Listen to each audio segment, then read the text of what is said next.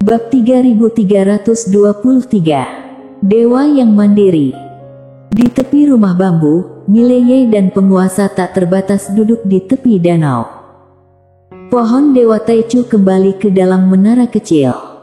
Sejak memasuki menara kecil, ia senang tinggal di sana. Sederhana dan menyenangkan. Di luar, penguasa tiada batas mendadak berbicara, apakah kamu ingin memilih alam terobos? Mileye tersenyum, bagaimana denganmu? Tuhan tanpa batas diam. Mileye tersenyum, kamu juga akan memilih alam terobos, bukan? Penguasa tanpa batas tersenyum tanpa berkata-kata. Mileye berbisik, sampai hari ini, satu-satunya yang menghalangi kita hanyalah alam terobos ini. Penguasa tiada batas memandang Mileye. Setelah diam sejenak, dia berbicara, jika kamu memilih alam terobos, aku punya perasaan buruk. Mileye tersenyum, aku akan mati. Tuhan tanpa batas diam.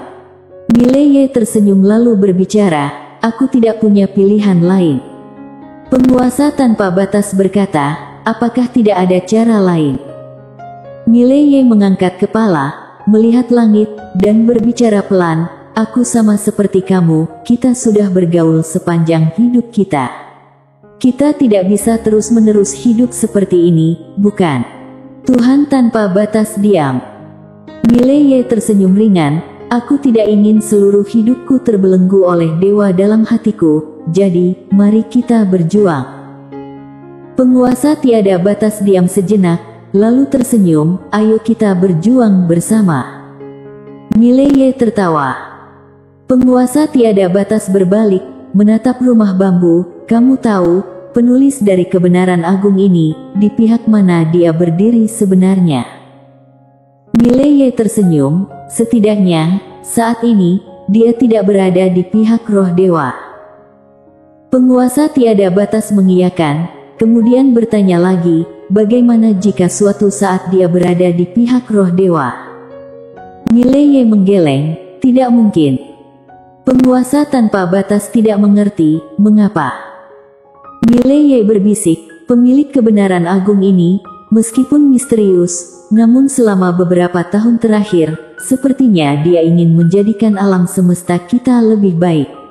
Kalau tidak, dia tidak akan membantu alam ilusi melawan roh dewa pada masa lalu, bahkan mendirikan sekte Taoisme untuk memberikan ketertiban pada alam semesta ini. Penguasa tanpa batas sedikit mengangguk, memang. Mileye tersenyum, jadi, menurut pendapatku, meskipun pemilik kebenaran agung ini merencanakan sesuatu, aku rasa sifat dan niatnya baik. Penguasa tak terbatas tersenyum dan berbicara, aku tidak ingin repot-repot mengurusnya lagi. Saat ini, aku seperti dewa yang merdeka. Sialan, aku tidak ingin menjadi adik, haha. Mileye hendak berbicara sesuatu, mendadak ruang waktu di depannya bergetar sedikit, Mileye mengerutkan kening, dan pada saat berikutnya, dia berdiri, ayo pergi. Setelah berbicara demikian, dia dan penguasa tanpa batas menghilang dari tempat itu. Aula Sendian di alam ilusi. Setelah kembali ke aula Sendian di alam ilusi, Mileye segera dihadapkan oleh Ketua Istana Utara. Ketua Istana Utara berbicara dengan serius, para roh dewa berkumpul di Gunung Keramat di alam ilusi, mungkin akan melancarkan serangan besar-besaran terhadap kita. Mileye mengerutkan kening, Gunung Keramat di alam ilusi. Ketua Istana Utara mengiyakan. Mileye berbicara dengan tegas, mari kita periksa. Setelah berbicara demikian, kedua orang itu langsung menghilang dari tempat itu. Ketika mereka muncul kembali, keduanya sudah berada di atas awan, dengan sebuah gunung keramat terletak beberapa puluh ribu kaki di depan mereka. Gunung itu menjulang tinggi ke awan, dan di puncaknya, terdapat sejumlah besar kuatnya para master roh dewa berdiri di langit. Memimpin adalah Raja Dosa. Di sebelah kiri dan kanan Raja Dosa, masing-masing adalah seorang wanita berpakaian putih kultivator pedang dan seorang roh dewa berpakaian merah. Di belakang keduanya, ada puluhan ribu roh dewa. Melihat jumlah ini, wajah ketua Istana Utara menjadi serius. Sangat menakutkan. Pada saat ini, Raja Dosa mendadak muncul di depan Mileye dan ketua Istana Utara. Raja Dosa menatap Mileye, tidak menyangka bisa bertemu begitu cepat. Mileye tersenyum, "Aku sudah memperkirakannya." Raja Dosa tersenyum tipis, "Ketika itu aku baru saja melepaskan segel, kekuatanku belum pulih sepenuhnya. Bagaimana kalau kita bertarung lagi sekarang?" Mileye tersenyum, "Tentu saja." Dengan itu, ia melihat ke arah ketua Istana Utara. Setelah ragu sejenak, ketua Istana Utara mundur. Sin King menatap Mileye tanpa mengucapkan sepatah kata pun, lalu tiba-tiba melepaskan pukulan. Sederhana, langsung dan sangat kasar. Namun, pukulan sederhana ini membuat semua orang di arena merasa seolah waktu membeku. Ada rasa ngeri yang menjalar. Pukulan ini jauh lebih kuat dari pukulan saat itu. Mileye tetap tenang, mengeluarkan pedangnya dengan mendadak. Slit! Cahaya pedang mendadak meledak dari langit. Dengan suara bergemuruh, ruang di sekitar kedua belah pihak langsung hancur, memasuki ruang waktu yang gelap dan tak berujung. Bahkan ruang dan waktu di Nowhere World saja tidak dapat menahan kekuatan kedua orang ini. Dalam ruang waktu yang gelap dan tak berujung, Mileye menggenggam pedang biru gaib dengan gagah berani, berdiri dengan angkuh di hadapannya. Di sisi lain, Raja Dosa tetap tenang, memegang erat tangan kanannya. Mendadak telapak tangan kiri Mileye terbuka, dan seketika, cincin. Bunyi gemuruh pedang menggema di langit, diikuti oleh munculnya puluhan juta pedang dunia di dalam ruang waktu yang tak terbatas ini. Melihat pemandangan ini, mata Raja Dosa mendadak menyipit. Dia tentu saja tidak berani meremehkan Mileye saat ini. Pedang dunia ini berasal dari kepercayaan tak terbatas makhluk spiritual, bahkan dia sendiri pun tidak dapat dengan mudah menghancurkannya. Mileye mendadak mengangkat pedang biru gaib dan menancapkannya di sekitar keningnya. Dalam sekejap, puluhan juta pedang dunia menyatu dengan pedang biru gaib.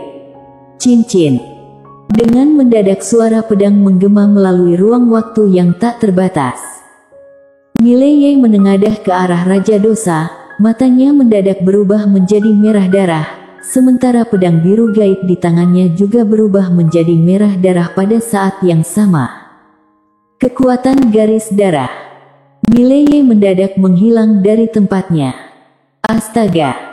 Sebuah sinar pedang berwarna darah menyambar di tengah arena. Di kejauhan, mata Raja Dosa sedikit menyipit, mendadak dia melangkah ke depan, kemudian melepaskan pukulan dan pada saat pukulan dilepaskan, sejumlah besar sinar hitam seperti gelombang air mengalir keluar. Berderak.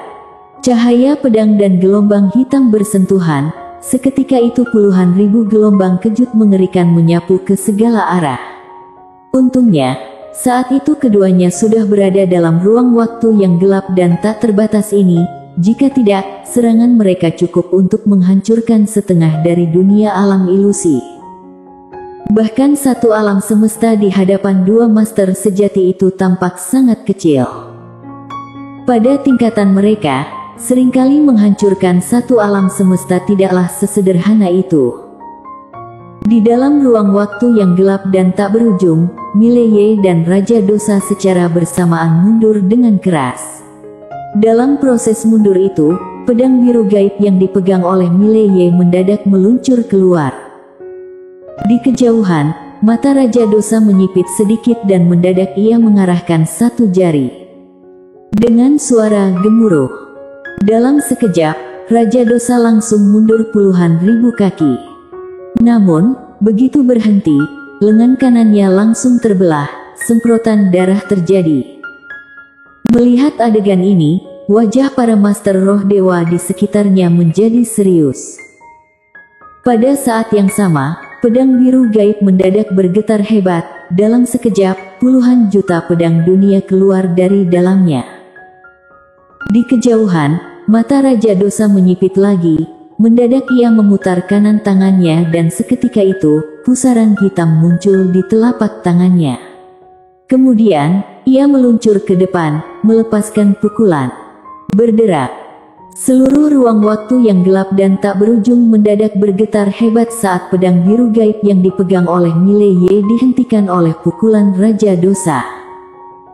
Namun, pada saat itu juga, Mileye muncul mendadak di depan Raja Dosa, lalu segera meraih pedang biru gaib dan menusukkannya ke depan dengan penuh tenaga, sambil berseru, "Terobos! Cincin!" Seiring dengan suara pedang yang menggema, pedang biru gaib bergetar hebat, menembus tinju Raja Dosa. Tetapi pada saat itu, Raja Dosa mendadak berbicara, kegelapan mencekam. Suara itu baru saja terdengar dan mendadak saja dia berubah menjadi semacam ilusi, diikuti oleh puluhan juta bayangan yang muncul dari sekitar ruang waktu yang gelap, semuanya bergegas menuju Mileye. Mata Mileye menyipit tajam dan dengan cepat ia menghunus pedang biru gaib, membentuk domain pedang di depannya. Bergetar. Seiring dengan dentuman keras, Mileye langsung mundur puluhan ribu kaki. Raja Dosa membuka telapak tangan kanannya, mendadak saja semua bayangan langsung menyusup kembali ke dalam tubuhnya. Dari kejauhan, Mileye melihat Raja Dosa dan dari sudut bibirnya, setitik darah perlahan-lahan mengalir. Raja Dosa menundukkan kepalanya, melihat tangan kanannya yang sudah retak, darah terus mengucur. Raja Dosa menatap Mileye dan tersenyum ringan, "Master pedang dunia, salinan dunia ilusi sejati ini. Kali ini kita harus merebutnya, bahkan jika para dewa turun, mereka pun tak bisa menghalangi kita." Bersambung.